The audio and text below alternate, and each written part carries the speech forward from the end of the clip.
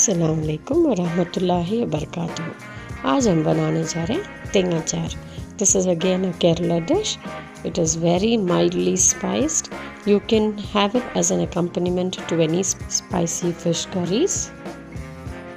इसके लिए हमें चाहिए 4 to 5 shallots sliced, 4 to 5 pieces of raw mango or 2 kokum, 1 tomato cut, a few drumsticks or pumpkin or bottle gourd, anything you like, 5 to 6 freshly cleaned prawns, that's optional, half teaspoon zeera, 1/4 teaspoon haldi and 3 green chillies.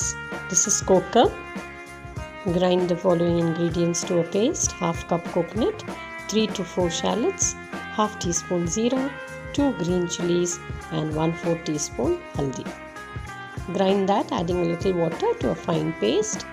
And for seasoning you need curry leaves, dry chillies and mustard seeds. We'll be using coconut oil for seasoning.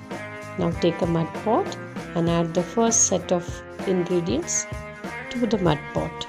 Add a glass of water and mix well.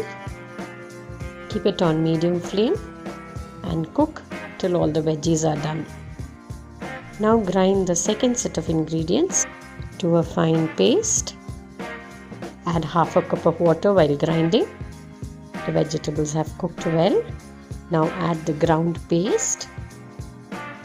Add another half a glass of water. Then rinse out the mixie and add the water. After adding the coconut paste, don't let it boil, just let it become very hot. Heat coconut oil for seasoning. Add the mustard seeds. Once they splutter, add the curry leaves and the dry red chillies.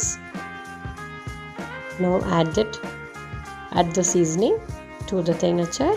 This mildly spiced curry is tasty by itself, but if accompanied by fish curry and boiled rice, nothing like it. Do try it out. Thank you for watching.